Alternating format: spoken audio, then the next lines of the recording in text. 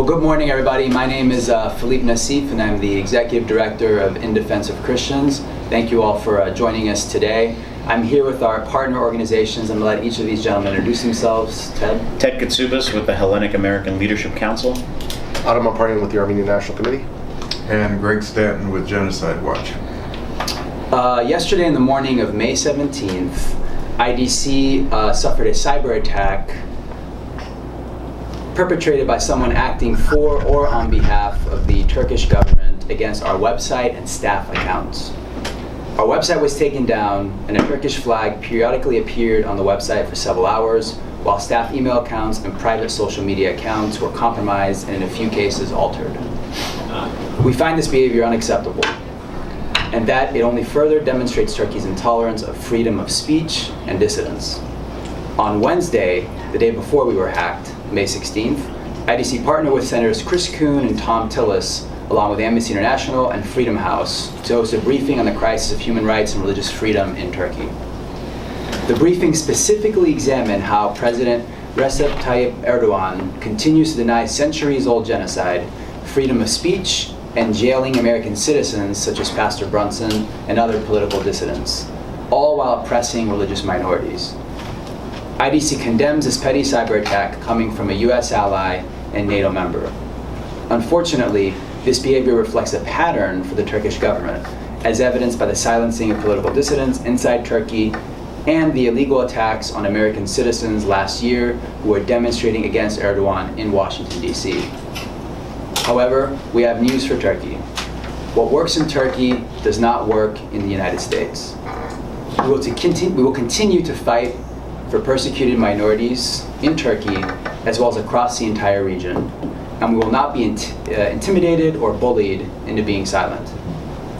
IDC calls on the Trump administration to hold Turkey accountable for the genocide of 1.5 million Armenians, 750,000 Assyrians, 500,000 Greeks that occurred shortly before the collapse of the Ottoman Empire, and the Great Famine of Mount Lebanon that killed hundreds of thousands of Lebanese Christians. IDC also calls on President Trump to demand the release of American pastor Andrew Brunson and call for Turkish government reform to address Turkey's mounting human rights violations.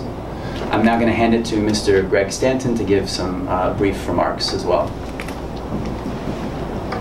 We are not surprised with this kind of behavior by Turkey because Turkey and Turkish agents have also taken down our website several times. They don't like us because we tell the truth, and so does IDC. The truth is that Turkey now has a genocidal government.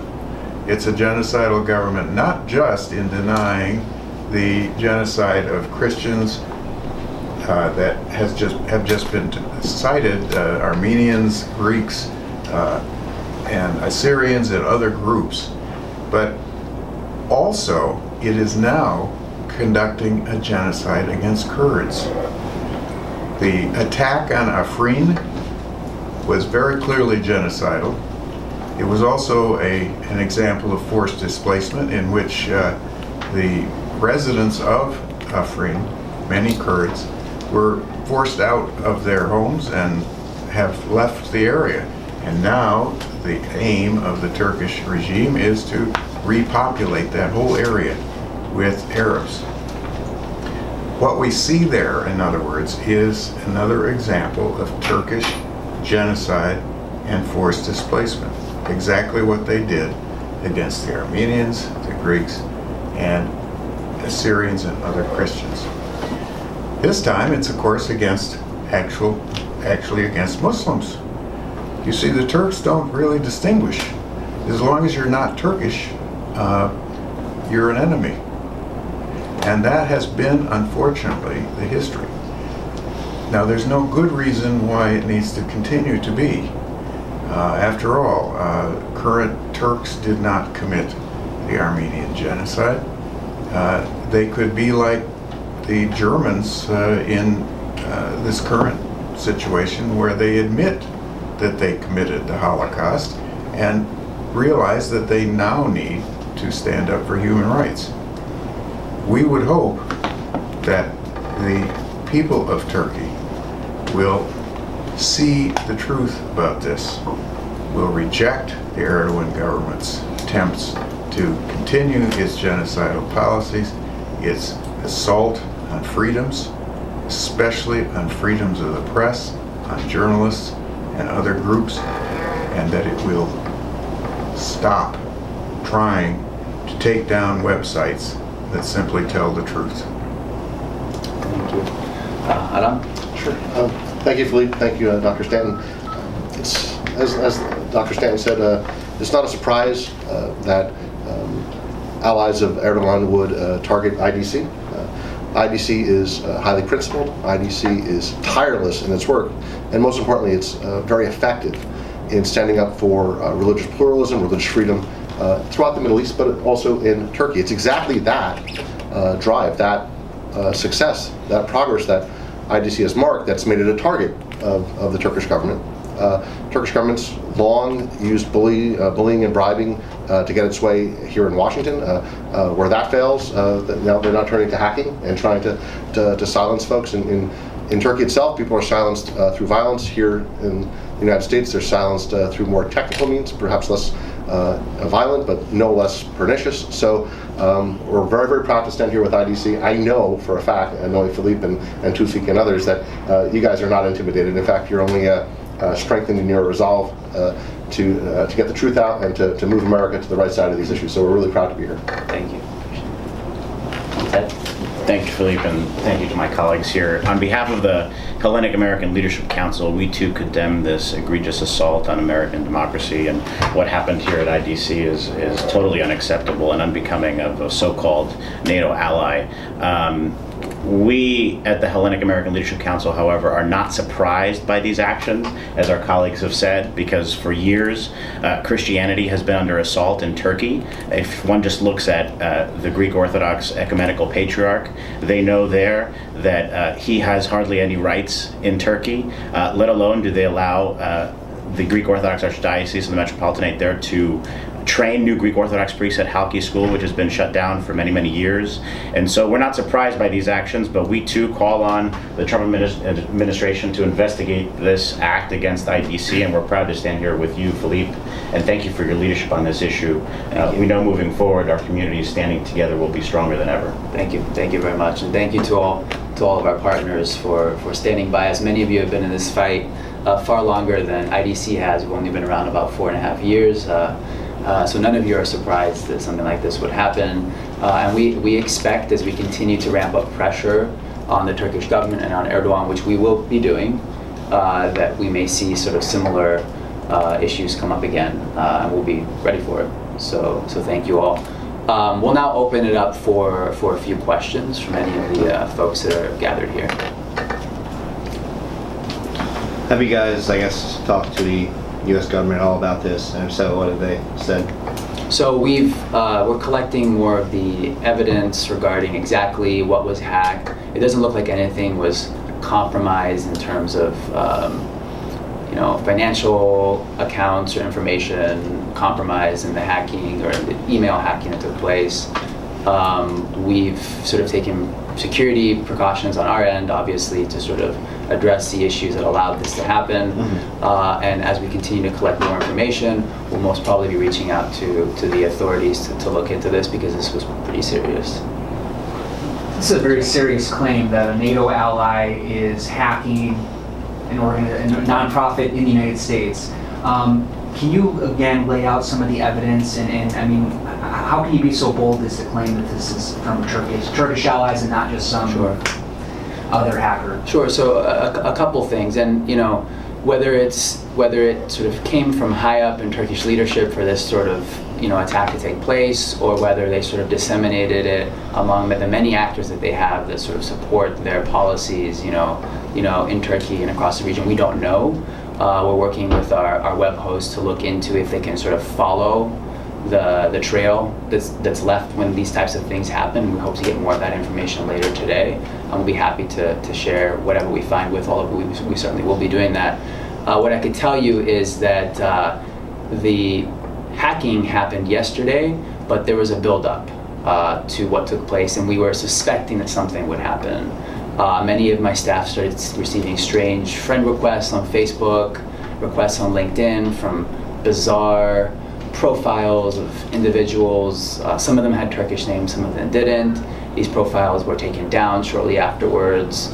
It happened over the course of a week as we continued to sort of promote the event that we had on Capitol Hill with the two senators the day before on a Wednesday morning, or Wednesday afternoon. That sort of continued. A couple of our staff received notifications from their personal email accounts late at night following the event. So this is on Wednesday night, that there was an attempt to access their personal email account from an undisclosed location, from an unknown location, so we'll send you an alert. It was obviously unsuccessful, so when I woke up and I saw this, it happened to a couple of us, we were concerned that something bigger was going to happen, and sure enough, by 10:30 a.m. yesterday morning, our website was down, and all of this stuff started to happen. So there was sort of a build-up to what took place yesterday.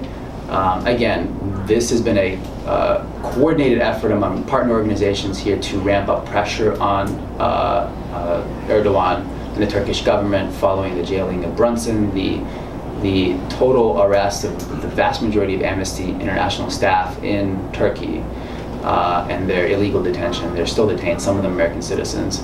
We've been working on these issues, specifically ramping it up over the last couple of months, and so we expected some sort of retaliation because, again, this is how they operate. They boldly attack demonstrators, protesting Mr. Erdogan's visit here in Washington, D.C. They certainly will take down a website if they have to. So that's sort of the timeline of everything that took place over the last several days. I could maybe augment that a little bit. Sure. It's a good question. We've studied this issue, sort of the Turkish state's responsibility for these types of things, literally for decades. And all the roads, all the signals point back to Ankara, to state-sponsored efforts. In any given instance, there's like a day or a week or a month of deniability and distance between the act and the Turkish government. But if you research it, time and again, it leads back to either the Turkish intelligence or Turkish foreign ministry. You can find that in the declassified documents. You can find that in WikiLeaks documents. You can find that in documents secured through congressional testimony and confirmation hearings. Time and again, or oral histories that former diplomats do conduct after they've retired. But all of this leads back to the fact that this is not some sort of organic or spontaneous effort. It's not like some kids in their basement. It's really not. It's time and again, it goes right back to Ankara. It's a state-sponsored effort. They consider DC a field of operations, and they consider American citizens who hold different views to be their enemies, and no holds barred. Also, the evidence was pretty clear on the website itself. They replaced the IDC content with the Turkish flag, with patriotic Turkish music. That's pretty clear who was behind this. And they routinely do the same kind of thing with, for instance, Genocide Watch's Facebook accounts, because and they have what I call Turkish trolls who routinely go all over the internet, putting up libelous content on Wikipedia pages and things of that sort. I mean, they do that personally to me regularly. I had to have my intern sort of check my bio on Wikipedia pretty regularly because that was always happening. And they do the same sort of thing on our Facebook pages. So we have to routinely cleanse those as well. Thank you. Two quick questions, one technical, one on the broader issue. Was only your website hacked? Was your email hacked as well? I mean, was it larger than just seeing the Turkish flag on the main website? And then can you talk a little bit about the event you had on Capitol Hill that you think may have sparked this final case of actually attacking your site? Sure. To the first question, website, email accounts, and a few personal social media accounts that were hacked, LinkedIn being one of them. Okay. To answer your second question, Senator Tillis and Senator Coons have worked very closely with us in numerous organizations on Turkey's pattern of human rights violations. This is the Senate Human Rights Caucus that they chair. A similar effort on the House side, House of Representatives, with Representative Holtgren and Representative McGovern.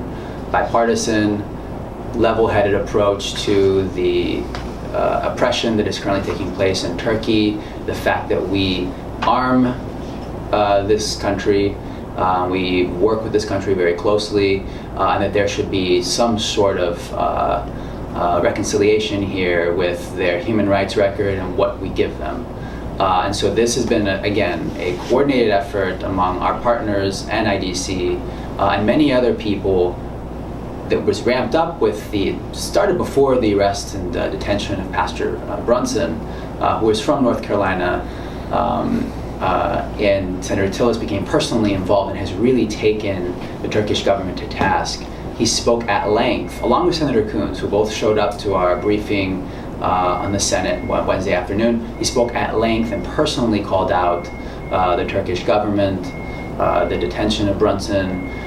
He's practically being held a hostage and as a bargaining chip to trade him for Fethullah Gulen, who's somebody they really want, who currently resides here in the United States, et cetera, et cetera. So all of these things were discussed. We had a great turnout. We had a lot of Senate staff that came up to us that want to start to craft legislation to address a variety of human rights violations, the illegal detentions the Turkish government has committed against American citizens, European citizens, everybody, Turkish citizens, and I suspect that they just really don't like that.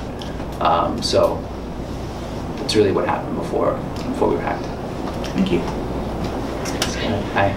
Thank you all. I was wondering if you had a sense of how the extent of maybe how your partners were affected, where they were targeted at all, Freedom House, Amnesty International, your co-sponsors for that Senate event. Were they recipients of any such similar attacks, and sort of what has your network been of partners and sort of this relationship with Turkey? We had two panelists that had to pull out because they were personally threatened by the Turkish government. This was before the event, which initially was taking place in March, was canceled because of this, or excuse me, it was supposed to take place in April, and the only big snowstorm we had in DC happened that day, so we rescheduled it for May of this, just earlier this week. Two panelists, we will get you their names, I don't have their names off the top of my head, pulled out of our event because they were personally threatened. One of them has a sick father in Turkey, and they knew that she was going to travel to see him, and they threatened her that if she took part in this panel, it would affect her trip. Is all they really told her, and I'm sure she'd be willing to talk and share to a certain extent some of that conversation. She certainly shared it with many other people. So look, they really didn't want this event to happen. Amnesty International and Freedom House, they've been playing this game again for a very long time. All of Amnesty International staff in Istanbul is in jail. So you can't get much worse than that. I mean, frankly, we're happy that nobody's been harmed, that it was just our website and LinkedIn, which was easily fixed. I think that our security measures were obviously inadequate on our website. Amnesty International, Freedom House, again, they've been playing this game for a while. We don't know if there was an attempted hacking on their sites or not. They haven't told me that, but I suspect that if there was, it didn't work. So we were sort of low-hanging fruit. Thank you.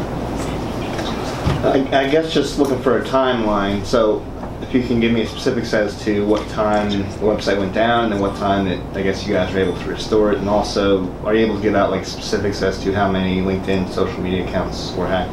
I don't want to go into specifics on the social media side because most of them are personal accounts. Okay. They did some pretty nasty things to those accounts.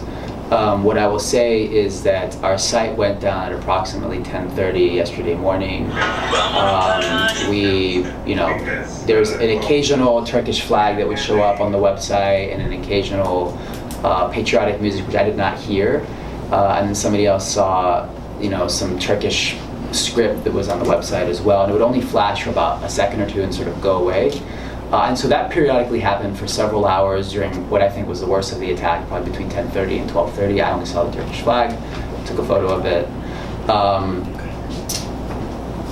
The website was restored slowly throughout the afternoon, but I don't think we were fully online until about 7 p.m. last night. I think 5:30 you could start getting on the website, and still to this morning we've had issues with, it affected all of our media, email capabilities through all the software that we use, because it triggered all of the security alerts to all of these vendors that we use, and so we're still in the process of sort of fully recovering. We're about 90% at this point.